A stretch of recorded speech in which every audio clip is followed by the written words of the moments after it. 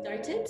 Welcome everybody to this very special session to the launch of the Family Business Histories case study series, actually. My name is Farida Al-Agami. I'm the General Manager of the Tharawat Family Business Forum. And I have a great honor and privilege of being joined today by our keynote speaker, Mr. Tony Jashanmal. Mr. Tony Jashanmal is president and member of the board of directors of the Jashanmal Group and has been instrumental for us to be able to put together the case study that we will be introducing to you today. Our other speaker today is our partner in this project. It's Professor Martin Klimke. Martin is the Vice Provost for Academic Policies and Governance, Acting Program Head of Literature, Creative Writing, and Program Head of History and Associate Professor of History at New York University in Abu Dhabi. Today's session should be a very interactive session. So we would like to encourage you all to ask your questions, engage with us. We will do our very best to get to most of the questions that we receive. If we don't, we do apologize in advance because usually it's not possible to answer everybody, but we try to also club the questions according to the themes to make sure that we do address the main points that will come up. So feel free to ask your questions. You can use the Q&A function in your Zoom window to ask us any questions you would like to ask. From a program perspective, what will be happening is we will do a short introduction about our project, and Martin will take over from me in a short while. And after that introduction, we will go to the main part of this session, which is an interactive conversation with Mr. Tony Jashanmal, where we will debate and discuss some of the points that we have discovered through the work of this project. I would like to say that it is a very special moment for us as a project team because it is the first big milestone after 3 years of collaboration between NYUAD and the Tharawat Family Business Forum. So it's a true privilege. Thank you so much for all your interest, and we are looking forward to getting started. So Martin, I hand over to you. Thank you very much, Farida, and thank you very much for all of you for joining, and especially our guest for this inaugural launch of our case studies, Mr. Tony Jashanmal. It's an honor to have you with us today. So as Farida said, we've been working on this project, for the past 3 years, and it's a truly unique partnership between the Tharawat Family Business Forum and all its members and NYU Abu Dhabi. So we've been very, very blessed, with this being, a grassroots initiative, an interest that came, from Tharawat members as well as the academics at NYU Abu Dhabi who came together in partnering on trying to really understand the nature and the significance of family business history in the MENASA region. So I think our mission statement is really, encapsulating that particular trajectory. We would like to compile, document, and analyze the history, legacy, and the socioeconomic impact of family businesses in the GCC and MENASA region. And, our case study today that we'll be talking about, Jashanmal, is a fantastic, start for this because all of these elements that we'll present today, will fit wonderfully, in these categories, especially also in the connection between the larger society, the national context that we're going to be talking about, and the development of the family business itself. So that's really something to think about. For those of you who are part and members of Tharawat, this will come as no surprise, but for those of you who might not know about family businesses and their significance, we put together this particular slide that gives you an idea of the percentage of family-owned businesses in the private sector all across the world. It is very, very big. It's a large sort of percentage, of the economic sector, the private sector that is run by family businesses. And that's always something, for us to think about because part of our project is really also distilling, the true unique features, the distinctive features of family businesses in this part of the world, as opposed to a lot of case studies, a lot of literature that is dedicated to family businesses across other parts of the world. And also one of the things that always comes up is how old are these family businesses? And in some cases, they're really, really centuries old. And I think what's always surprising to people is that companies like Samsung, LG, Swarovski, or Mars, that people don't typically associate, with family businesses are actually, family businesses and have been around for quite a while. And this is, from our perspective, a very interesting phenomenon that is global in nature. And we'd like to compare and contrast and again, distill the unique features of these particular forms of economic governance, and family capitalism in this region. So in a nutshell, our goals with the project have always been to understand the history, of these particular family businesses in their environment that they grew up in, to highlight their legacy. A lot of these family businesses are still active or have lasted or have contributed to the formation of the cities, the countries that they're part of, to preserve their heritage. And this is where our collaboration with the NYU Abu Dhabi Special Collections, the archives, the library, the Center for Digital Scholarship, and the Center for Photography, ACASA, comes in, and also seek actively the outreach to and conversation with members of the family business community, in and around the MENASA region and globally, and thereby try to sort of be inspired about the future, especially in challenging times like these. This is one of the goals, and that's why we want to sort of, move this forward. So to sum up, I think we want to get to Mr. Jashanmal as soon as possible. Family businesses are really the pillars in many ways of MENASA economies. Their sustainability plays a crucial role to the regional stability. What we'll see today also in the case study is that the vision and joint purposes is really crucial for the transition and the sustainability of family businesses. And the historic understanding and the shared identity really carries, these businesses from generation to generation. And especially the question of succession, and internal governance is crucial in this regard. So in many, many ways, again, especially in situations like these where the economic challenges are very, very clear to everyone. It is an opportunity to learn from the historical challenges that especially, the founders of family businesses have faced, and that's the focus really of our project so far. And as I said earlier, it's really thanks to the, grassroots initiative and interest. So a quick preview. Today, as I said, we published our first case study. So you see the case study will be available, on our website after this webinar. We're going to add more moving forward. So this is just the beginning. Stay tuned for more. This is also embedded in a larger international scholarly network, where we connect to other academics and family business practitioners around the world. And we'll hopefully in the coming month roll out more webinars like these, workshops and seminars. So the educational component is really, really crucial. We were planning, before the pandemic hit, an international conference on family businesses in MENASA in global perspective. But obviously we have to revisit, given the COVID-19 situation, these plans and figure out a new time. But this is probably going to happen in the coming fall or the year after. But that's really the goal. So it's the dual trajectory, having an active conversation always, with family business practitioners, and having that particular conversation embedded in a larger research effort, in a nutshell, for our family business history project. So let's start, I think, to get a little bit of a visual and audiovisual flair, I should say, of the case study at hand. So a trailer for the Jashanmal Group, please. Why don't you open a nice Indian shop in Basra? Because we go there, we don't have really any Indian shop there.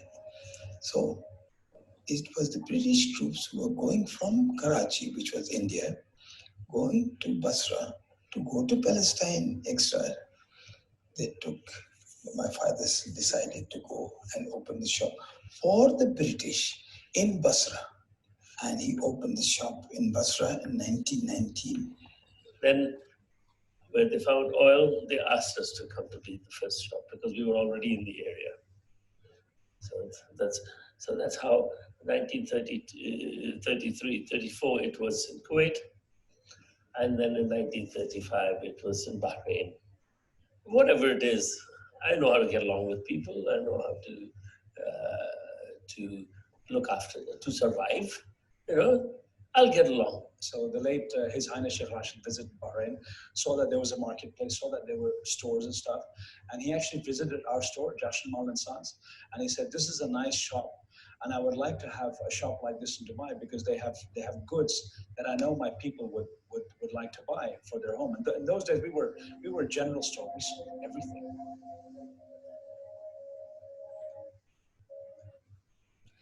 Thank you so much, Farida.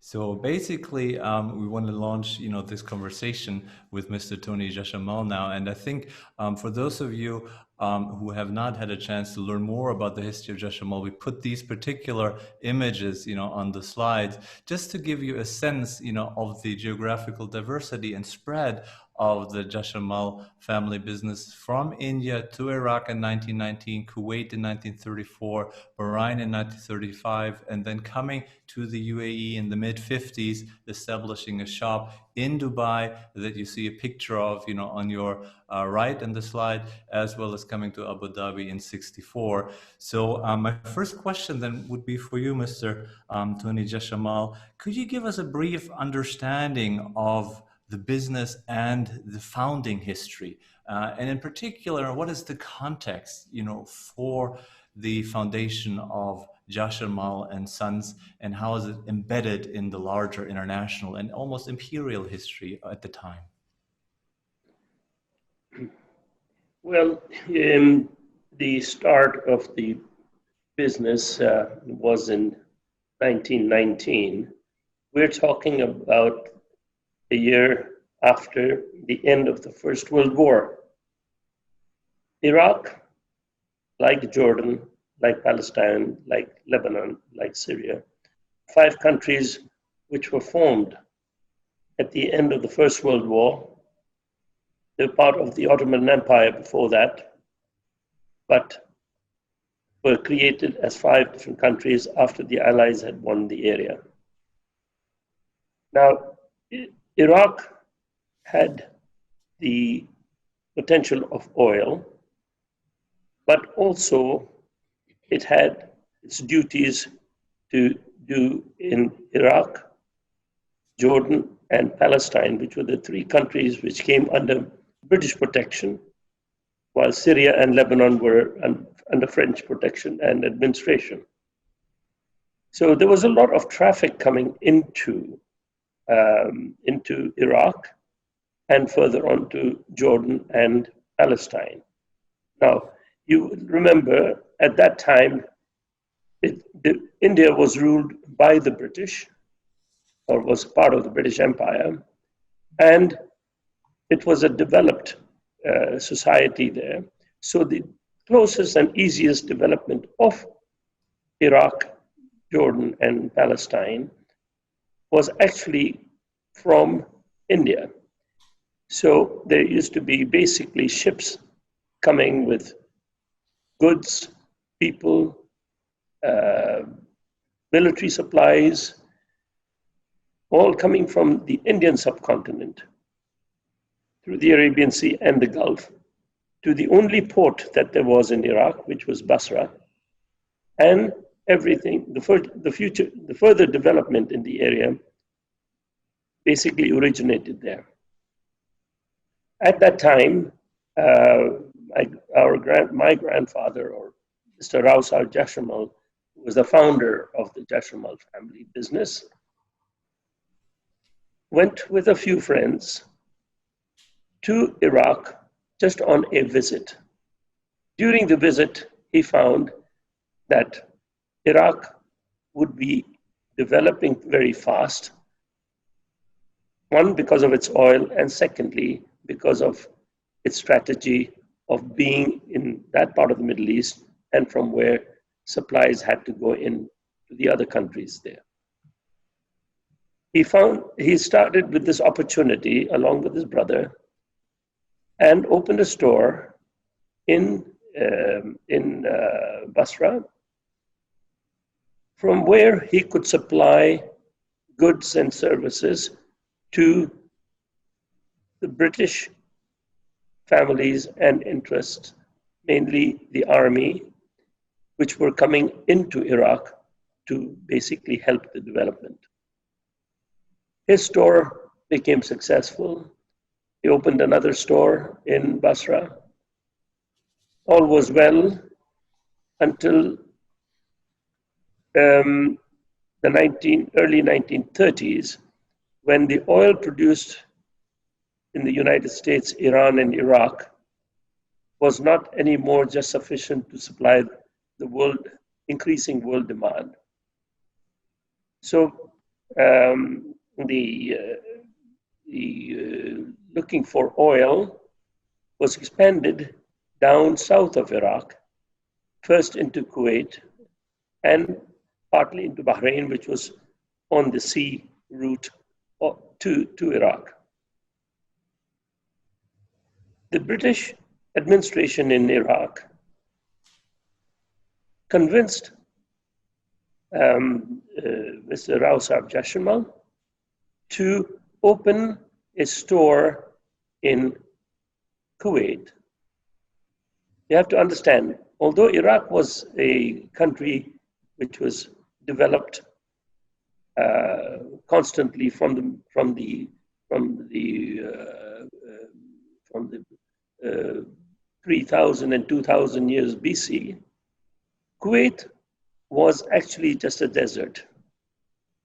And so there wasn't a modern, or for that time, a modern society available there. So the store was a very important addition to the economy of Kuwait, and especially for the people who were coming in from the UK and the United States for the development of the oil industry. Now that became the blueprint, and wherever oil was found down the Gulf, or not wherever, but in some of the places where oil was found, it was either the British administration there or the local, like in Dubai, it was Sheikh Rashid, who had seen our store while visiting Bahrain and had convinced the family to open up in Dubai as well. So our family history is basically attached to the development of oil in the Gulf. And in the places where we opened, we were the first general store with goods basically from the West. I think, Mr. Tony, if I may interject quickly, I think this is one of the parts that we found as the researching team, we found so fascinating, is that direct link between, let's say, the macroeconomic developments of the region and then how the entrepreneurial reaction was that your family had. Because I think that is something that sometimes when we look at family businesses today, we maybe know the last decade of the development, but if you look at it from an arch perspective, from a big picture perspective, there is always that influence, that impact of the macroeconomic factors. So maybe as a first question to go into, you've now sustained 100 years of this organization, which is honestly amongst the older ones within the region, which is a very impressive number. What do you think, based on the history that you have been through, what were some of the key factors that made your family sustain this organization for such a long time? Well, one of the main factors was that you develop a relationship in these new areas with the local people and with the local royal families, and you become a part of the society. Especially in the early stages, you are few foreigners who come to these new areas. And once you get integrated, you become part of that civilization there. That gives you a feeling of belonging there, rather than belonging anymore, or not anymore, but as much as to the countries where you originally came from. And so you feel totally a part of that area, although you did come from somewhere else. Right? We've had this as an example with a lot of other people who were here, even as professionals, who came here for the to develop or help develop the oil industry or the electricity or the water systems or whatever systems. And they came from other countries and were here in the initial stages. Many of them actually never went back to their countries of origin because they were so much at home and so much integrated into the life and the lifestyle even of the countries over here. I mean, So that ability, I think that ability of becoming part of the local makeup must also say something about the character of the founder. Would you agree with that? yes, I think if you start as a business in new areas, which are virgin areas where that type of business didn't exist before, you become much more a part of that society because a lot is demanded. Not a lot is demanded from you. Demand a lot from yourself. Is one. Secondly, you had to have, because it's such unknown area, you had to have a pioneering spirit. In business, we see all around the world, there are the pioneers who start the businesses. And when they're established, etc., then many others come in who are probably already in that business in other countries and then see this as an additional place to be in. So there's a difference between the type of character of the person who's the pioneer. I agree. Because he's going into a much bigger unknown than the one who decides afterwards, you see.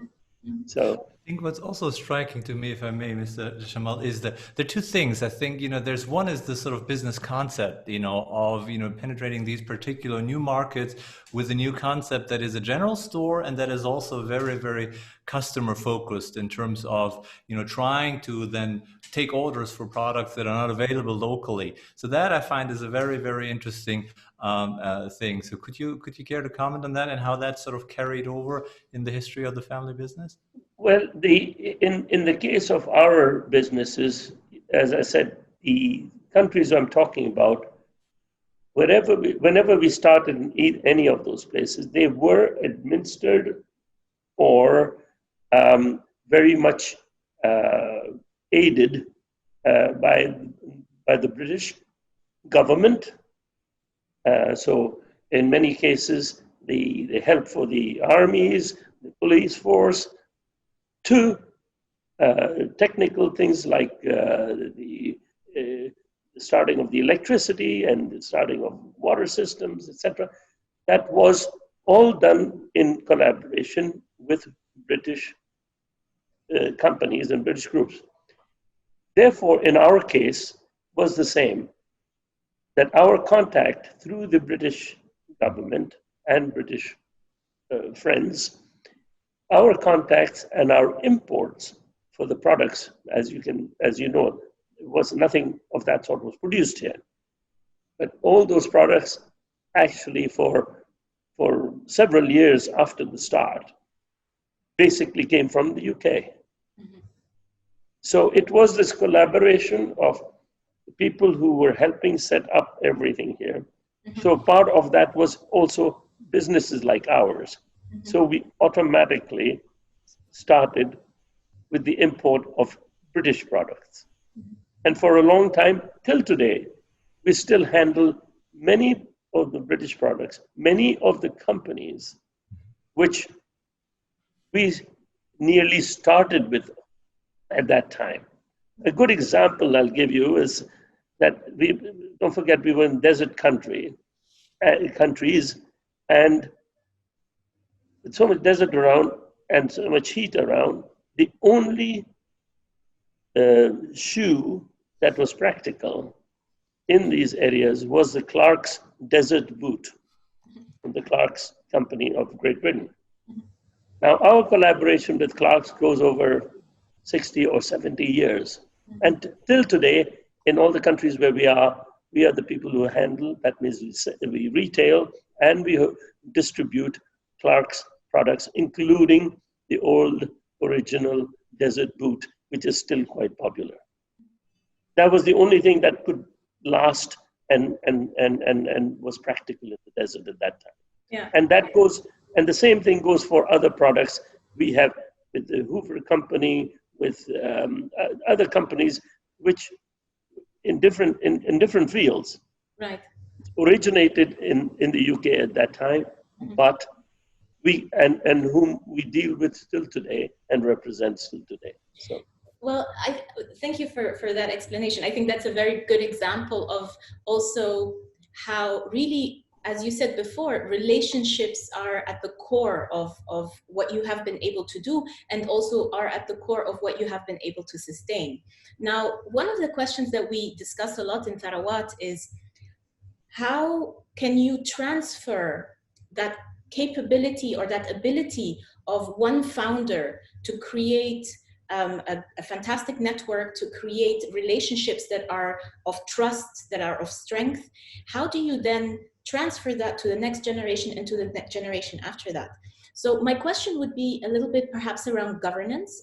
We actually have a lot of family businesses on the webinar and from all over the place, very international today, so welcome everybody. And I know that sometimes these questions come up. How do I make sure that I can maintain what makes me strong, which in your case definitely is the relationships, the values, but how do I then institutionalize that into an organization and into the family behavior and culture? So maybe you can tell us a little bit about your governance journey. Well, that's interesting, not only in our case, but it would be probably very similar to many multi-generational business families, that you start with one founder. In the case of my grandfather, Mr. Legacy Jashanmal, the founder, he had 5 sons.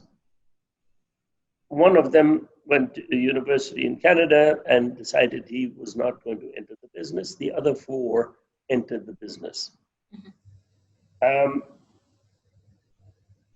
My father, who was the eldest son, joined my grandfather quite early and sort of assisted him and learned from him directly, and set up Kuwait also, for instance. Now, one of the things was that in the Gulf, it was always felt in those early days that you had to build up quite a personal relationship, whether to the royal family and to the local people. It had to be very personal, as the person who owns the business or from that family is actually there. That builds only, that is a way to build a trust between the people. Sure. So, so our expansion, therefore, was that my grandfather was in Iraq, and then my father was in Kuwait. And my grandfather started Bahrain, but he retired.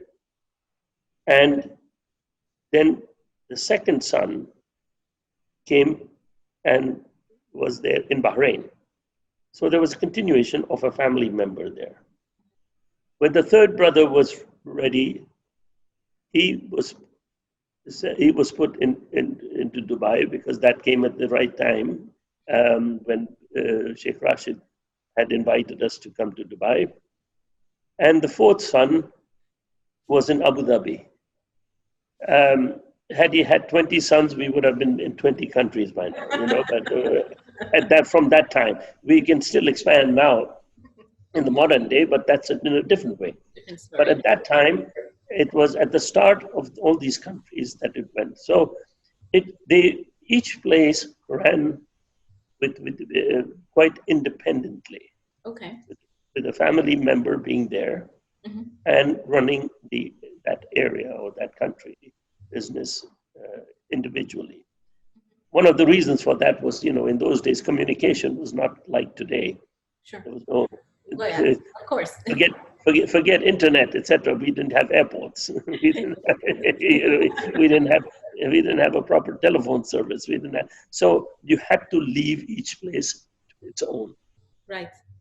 That's an interesting, that's quite an interesting element actually that we researched as well in the case study, which is maybe in today's mindset a bit different, because we do see that conglomerates who expand internationally have a tendency of being quite centrally organized, whereas you actually managed to grow this fast and this geographically diversified because you decentralized certain things. But how did then people stay true to, because there must have been things that linked them, right? They were four brothers. What would you say drove them to stay in sync with each other? Well, you did have some connection, and the one connection which was there was they still did meet once a year or twice a year. We still did have ships going in between, Mm-hmm. and I must say the airlines between some of the places started also again in the 50s and then into the 60s, etc. So then it was easier for them to get together. Right. But for a long time, it was just each place on its own. Mm-hmm. Once it was possible to be together or to work together, actually, that's when the collaboration again started.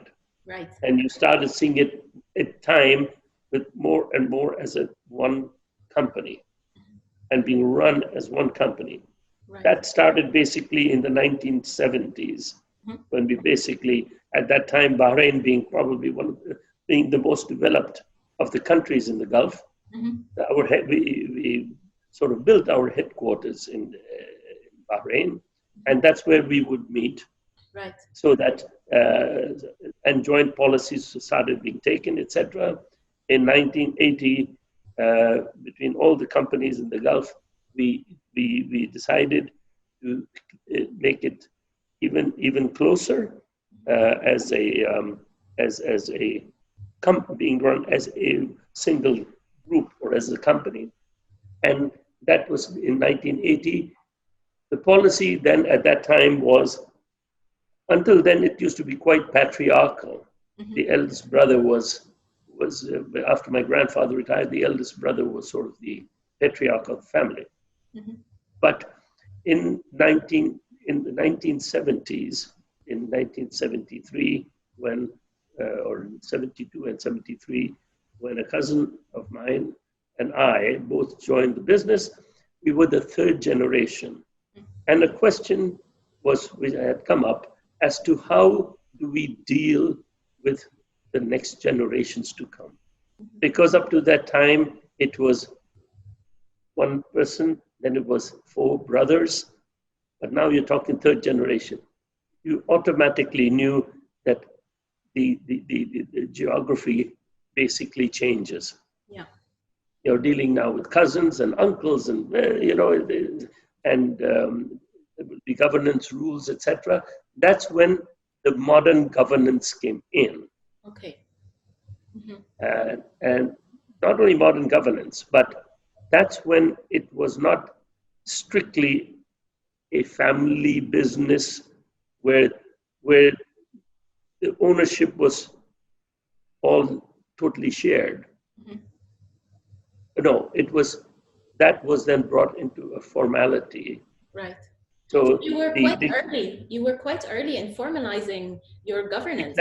Exactly. Yeah. So it was good foresight. Right. Yeah.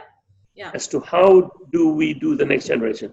I must say, we all got together in the family house in Bahrain, and it was a 2-day meeting of family members. Mm-hmm.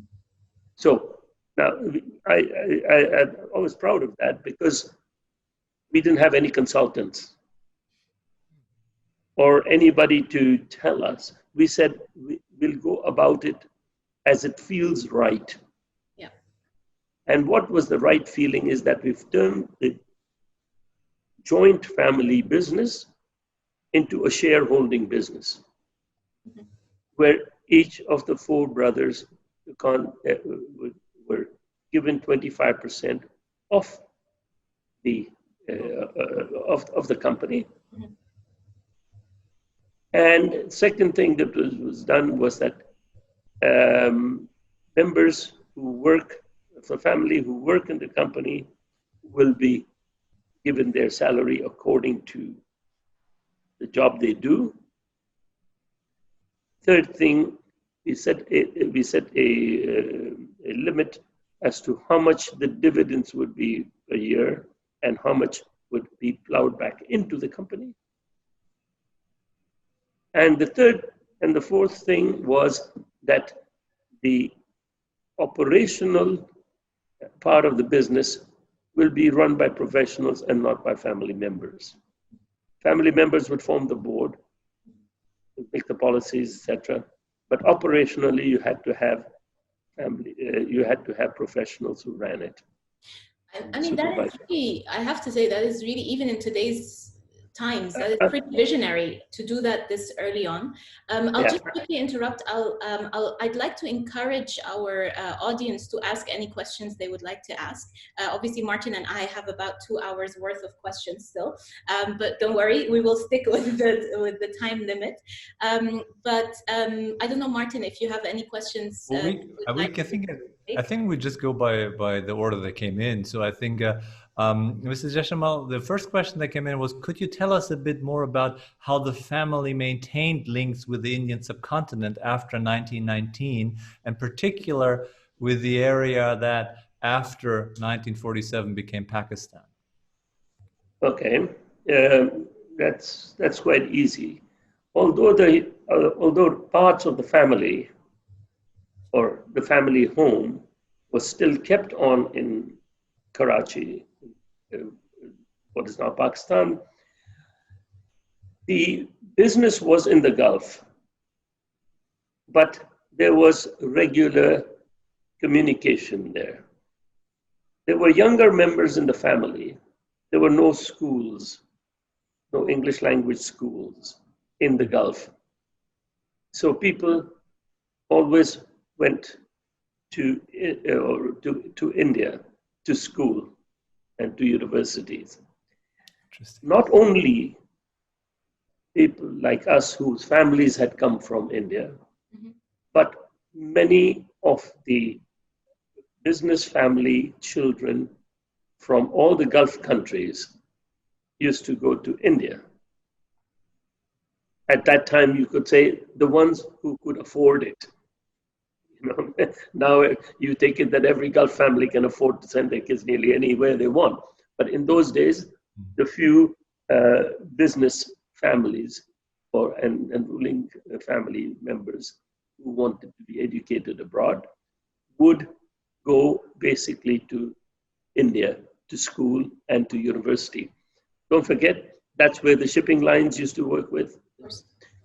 A little later, towards in the 70s and the 60s, late 60s, 70s, people started going also to the UK.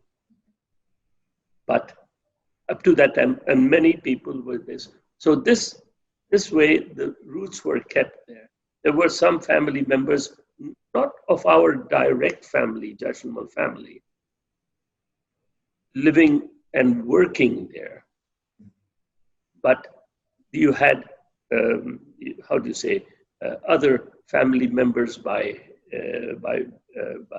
marriage, etc., who were there in India.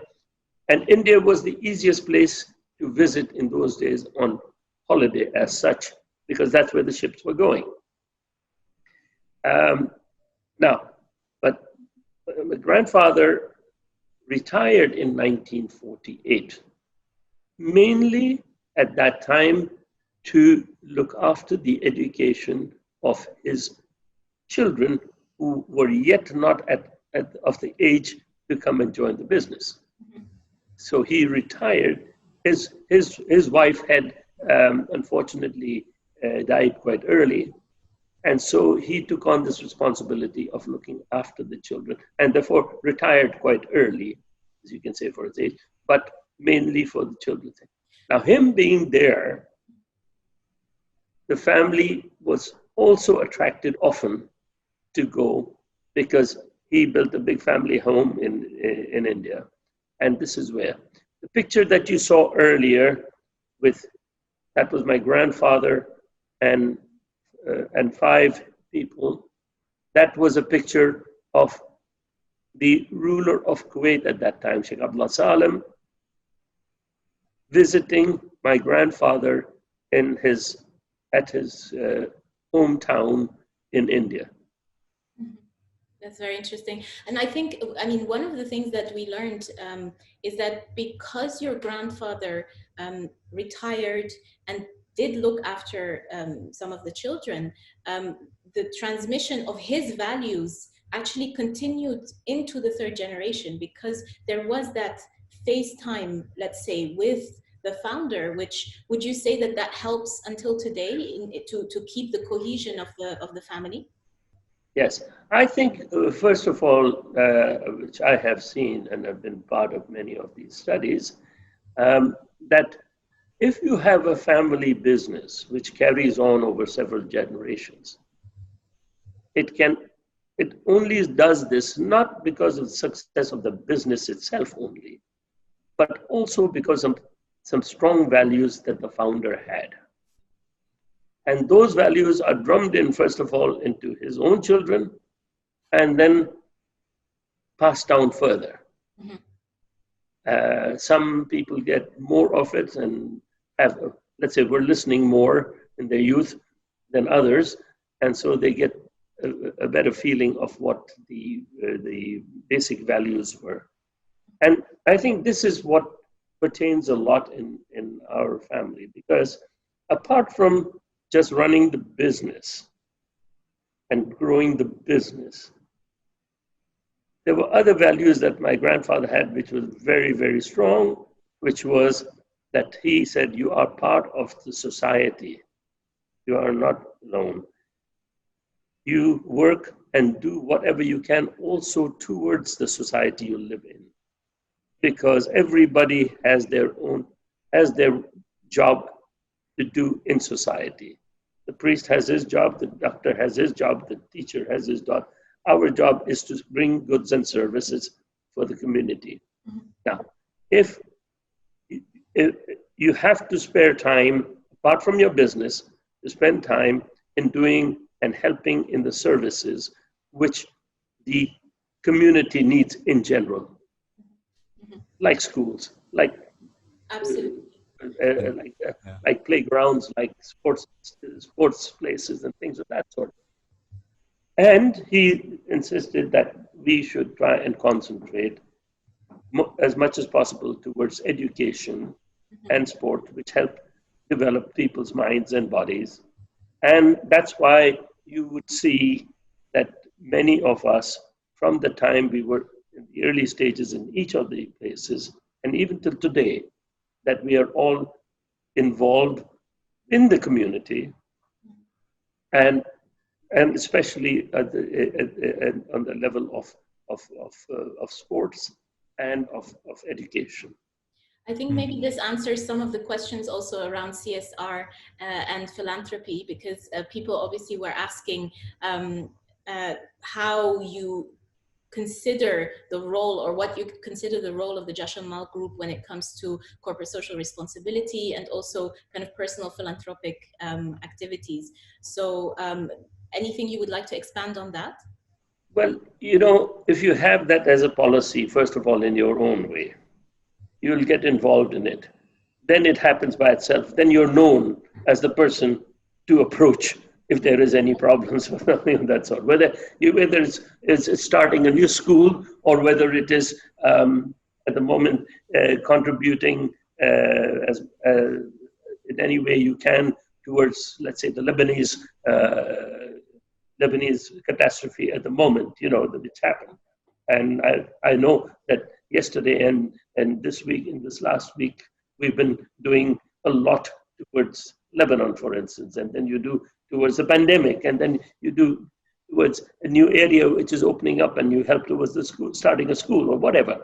But you are known to be a contributor, and you are approached, and you actually do so because it's part of your it's part of your philosophy itself. So. That's very interesting. I think one thing that keeps coming up also in the Q&A is what is the back home dimension still to this day? You know, do you have on this particular note anything that you'd like to expand on with regard to giving back home, you know, that is in India? That's number one. And number two, and that's a really interesting question, what is the role of language, you know, in the family business history? You know, what is the language? We talked a little bit about that in terms of schools, you know, English, Arabic, you know, Hindi, Urdu, Gujarati. You know, how is a company that is so multinational, you know, in terms of its manifestations, dealing with languages, both in terms of a family, but also in terms of a company?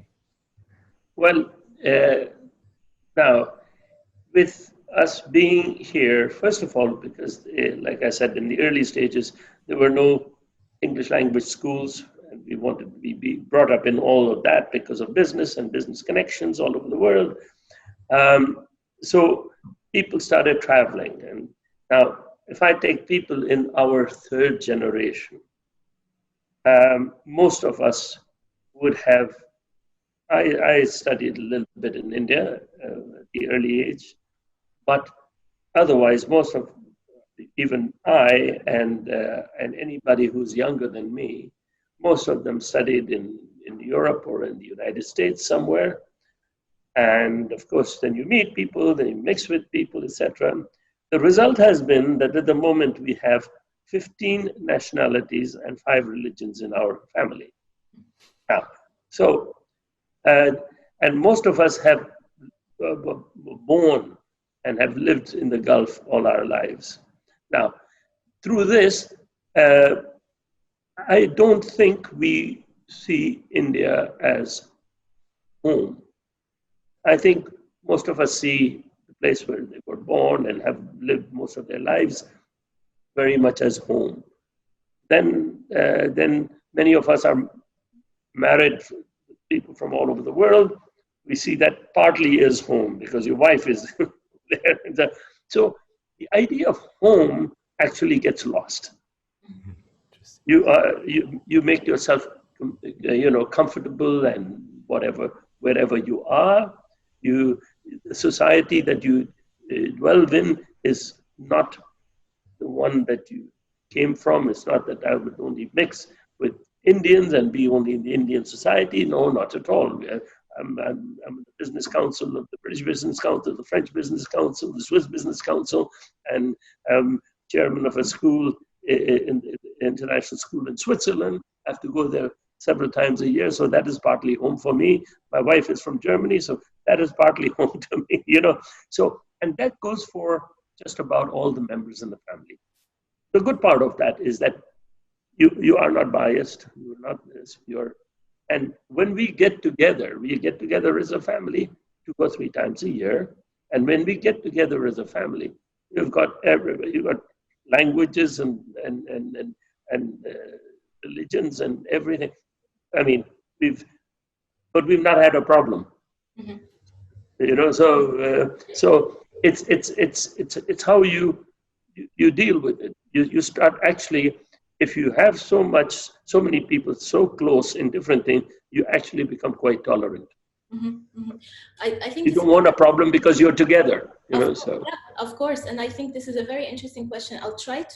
We have quite a few 3rd, 4th generation family businesses on the call. And so I'll try to club some of their questions because I think they kind of relate also to this question of when there is this much diversity and this much spread of the family, how do you stay cohesive? So some of the questions go around, do you have a formal governance structure? Do you have, for example, a family constitution?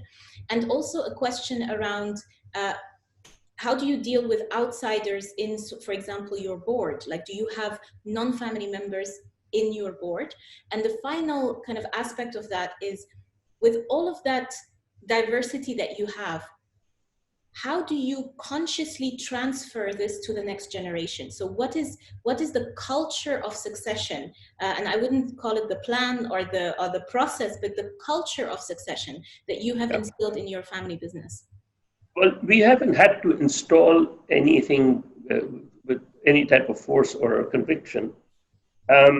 As you know, in most of the Gulf countries, there are laws of local partnerships that you have to have, etc. So we have many of our companies, only we have several companies as part of family business, but in most of them, we have also local members. Mhm. So we have that, and we do have a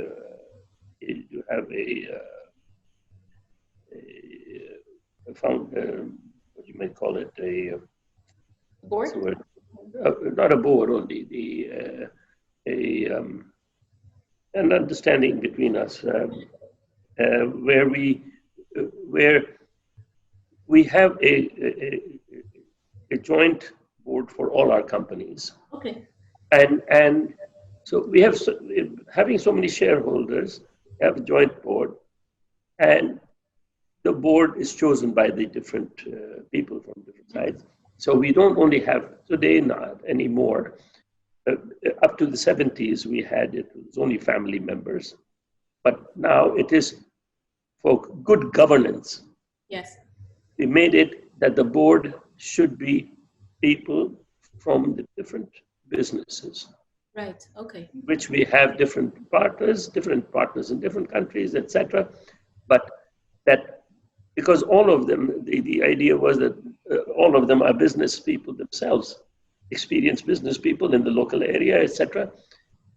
That you have this input. This input brings a lot of, I would call it discipline, because you're not only dealing, and you just don't have to make up or be good to family members or and things of that sort. So with these type of developments, it's developed and developing steadily and all the time to and actually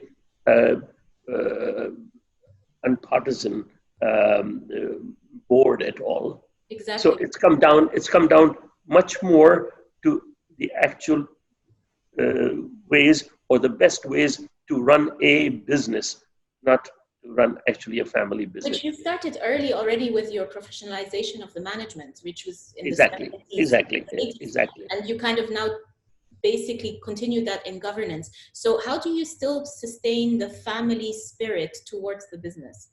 Well, you'll have that in that you might have some businesses between yourselves, because as I said, we all get our dividends, and each person therefore has his money from the dividends with which they can do something. There are some things where those people are together as partners, but the other main thing is that we still keep the same name as the business, and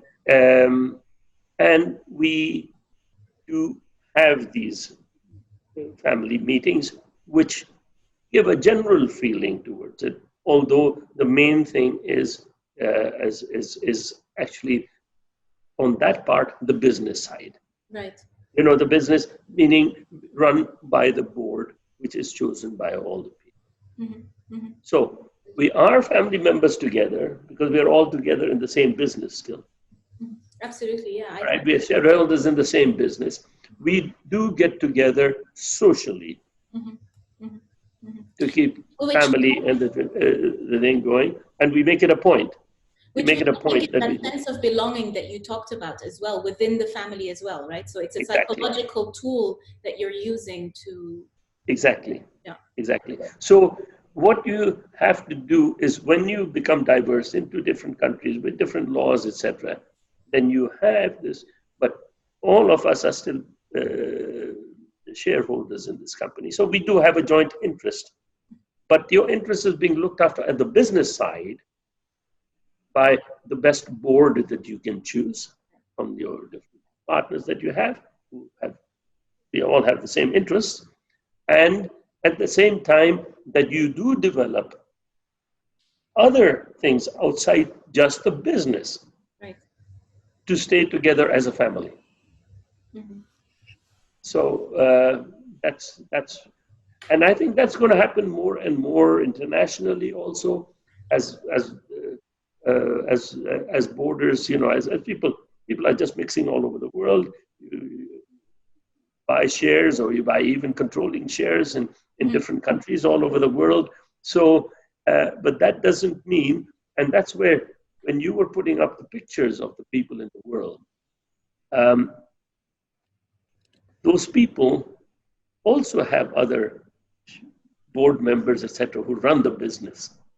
Of course. You know, even outside governance. But it doesn't mean that that family is not together. I know the Mars family quite well. We've met several times, or the Gallo family, from the wine people in California, etc. All old families. But you know that their get together as family and keeping together as family is a lot, and has to be still a lot, outside the business itself. Exactly. And let me just maybe, follow up on that, because I want to be mindful of your time. Yeah.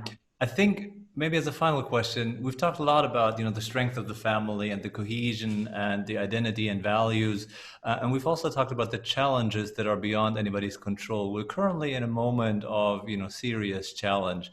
And the business that you're representing has been through previous historical challenge, of all sizes and proportions in the various countries. So how, in your view, do you assess the nature of this particular challenge, with COVID-19, with the coronavirus that we're in, both economically, culturally, politically, and how do you think, what we've been doing in the last hour, reflecting on the history of individual family businesses, would help inspire potential solutions to address the current moment? Well, I think first of all, this is a difficult time. Something like this becomes it's very difficult. It's difficult financially, and it becomes difficult psychologically too.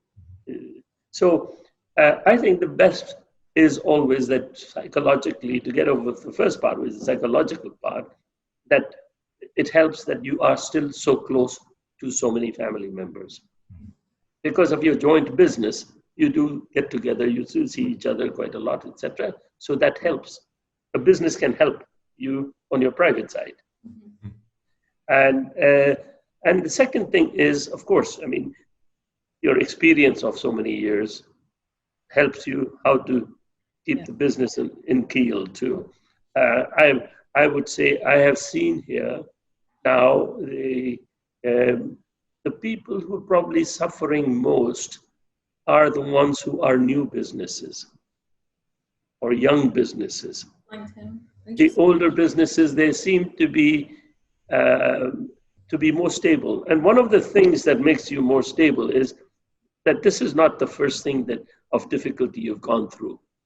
I mean, I was with my family in Kuwait when we had the Iraqi invasion, where I saw everything, all the work of 70 years, built up work of 70 years, totally destroyed and looted in 2 days. No? But you got down, you restarted working, you had strong principles, you got together, you helped each other. We recovered fairly fast. When I say completely back again in Kuwait, it took 6 years to come back to the same level. But the help was because there was the understanding of the family, there was the understanding of the other people involved, and you had your backup in all these other countries to help you get started very fast and get going. And that comes not only because you were in the business together, but you were the family, and you feel the family ties together too. Of course. I think so in the long term, it always helps. Yeah, absolutely. I think that's a key takeaway, of course, from from the current situation that we are facing. A lot of family businesses, obviously, having to really go through very, very challenging times, and having to face situations that we had not faced before, that we don't know how to manage sometimes, because they come from places that we did not anticipate. And I do think, Mr. Tony, that the resiliency, and I think this is why this project is really close to our hearts, is because it does show the strength and the resiliency and the importance of family firms, because there is this long-term perspective. There is this long-term commitment. If you say that, you know, you came back, basically something that you built for 70 years was destroyed in 2 days, and then it took 6 years to rebuild, relatively speaking, 6 years in a 70-year history is feasible. For maybe another business, it would be an impossible, you know, thought process to say it is going to take us another 6 years. So I think for the economic substance of this region, family firms truly are very, very important. And so I'd like to just, before wrapping up and thanking the two speakers, I'd like to really encourage you to go to our website. You will also receive an email with the link. Please go download the case study. I would like to really express my thanks to Mr. Tony, to the whole Jashanmal family. Actually, there's quite a few on the call today, so I'm really delighted to hear that.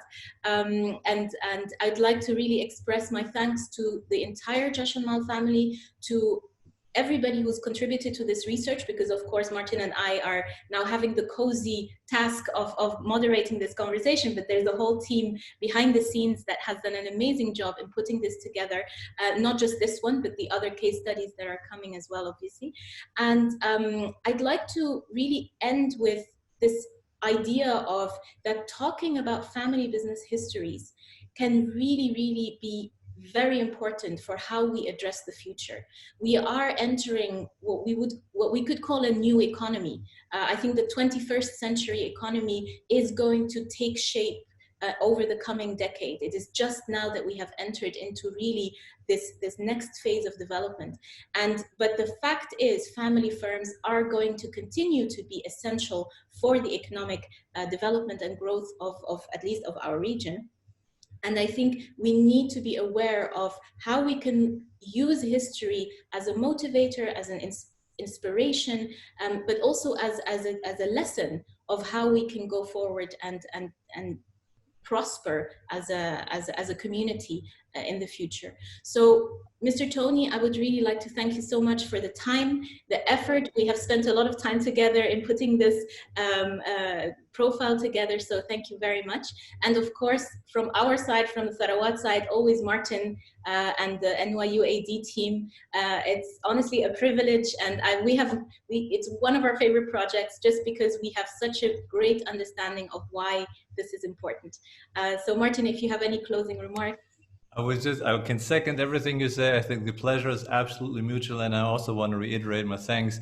I think sharing things, about your own family, about your own business, is sometimes based on trust. And I think I'm very, very grateful that you've given us that trust and that we've sort of used this particular, case study to launch our project, and engage in conversations, about the history and hopefully the bright future of family businesses across the region. So thanks so much, Mr. Tony Jashanmal, and thanks to everyone for joining us for the conversation today. Well, I'd like to give my thanks to both you, Farida and Martin, for building up a friendship over this time. And thank you for inviting me to come and speak here. And I'd like to just say the last word that, we've seen that at family business conferences, etc., is that there's a bonding between family businesses and family. The feelings are the same.